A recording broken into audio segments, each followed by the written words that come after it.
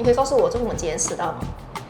是这样子的，今天早上哦，我就要出门的时候，我就在找我的钥匙哦，我就找，我就找不到我钥匙哦，然后我就赶快就是冲进我的房间，我要开门的时候就发现我的门锁了哦，我的钥匙就这样子锁在房间里面了咯，然后呢，我就快点哦，是 call 那个开锁佬过来，所以我就这样子迟了咯。这样子昨天呢？哦，是这样子的情况的。那天我就开车来上班的时候哦，我就突然间发现，我没拿到电话哦，然后我就赶快开车回去拿咯。我就在找，居然给我找到我的电话哦，然后我就很开心，我就开车回来上班哦。结果就发现我的公司包竟然留在家里，然后我又回去拿，就这样子迟到了咯。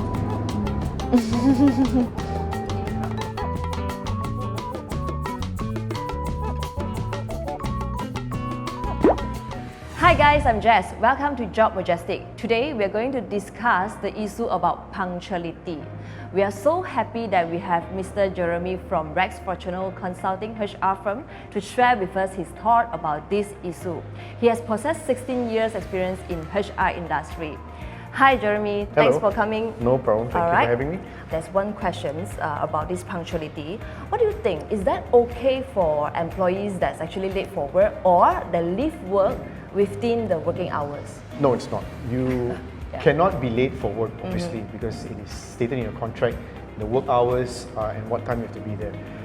You cannot also leave work earlier than what is found in your offer letter. I mean, technically, you are stealing from the company by default. What do you mean stealing from the company? Your contract stated that you are supposed to work from 9 to 6, 10 to 7, example. If you are working less than that, you are not fulfilling the requirement of why you were hired for the company. As such, you are, in a sense, stealing from the company. That's good to know that. So this is improper that for employees that's late for work.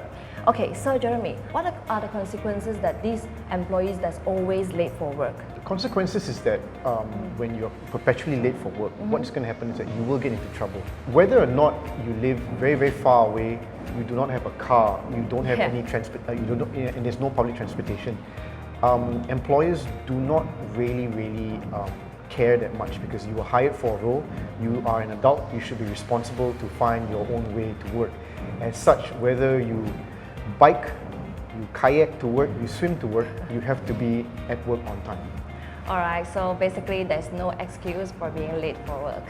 Okay, so what about leave work on time? Because I have a friend that she always, I could say that every day she leave her work on time sharply. Let's say 9 to 6, she leave her work at 6, and she will even set her alarm at 5:50, and the alarm will just remind her that you have to finish your work by 6. So and also of course we all understand that it's always alright that we finish our work on time, but in a lot of Asian countries, even Malaysia, there are a lot of hidden norms that a lot of employers that actually do not prefer their employees leave work on time. So what do you think of this issue? This is a very old age issue since the days of the cavemen, if I'm not mistaken.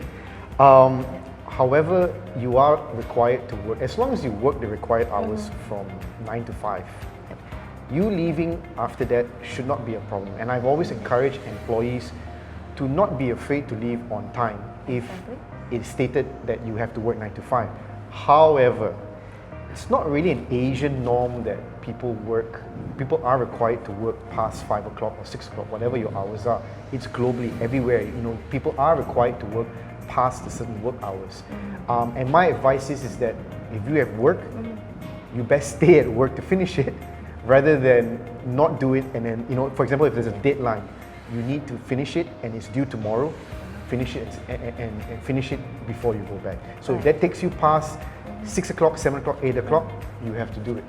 Exactly, I think that's basically about efficiency issue. So okay, Jeremy, a lot of companies that there might be just startups or small and medium companies. Some of the employers that do not know how to manage late workers. Okay. Because this is attitude thing. So what's your advice for these employers to manage late workers? Being late to work, as you know, is not an excuse. Right. So what line managers, business owners, supervisors, what they need to do is that they have to be very, very strict with them.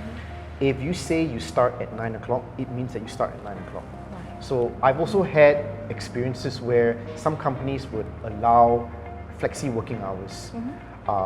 Some would allow, I give you what is known as a buffer of 15 minutes. It depends on culture and not so much culture, but more towards office organization policy and what they allow. You'll find that even in a huge organization, the different business units will have different expectations for employees. The IT side might allow them to come in at any time because they work 24 hours. However, back-end, finance, supply chain, logistics, they may need to come in on time because you are customer-facing, there are demands that come in. For small startups, my advice is to set the guidelines very, very clear. I need you guys in at 9. Okay. There is no buffer. Or while I say 9, I'm okay for you coming in at 9:30, but you need to leave at 6:30. It's up to the expectations of the business owner and the line manager. Okay, so basically it depends on the nature of work as well. That's very true as well. And at the end of the day, it's not rocket science here. Like I said, different business units will have different requirements. So you can have within the same business building, the same floor as well, different work hours for different departments. Is that okay for those employers to request the employees to come back to work even though the employees already applied their leave? Is that okay for the employers to not pay the employees if the employees working for extra hours, OT, let's say? Is that okay for those employees who are not entitled any annual leave?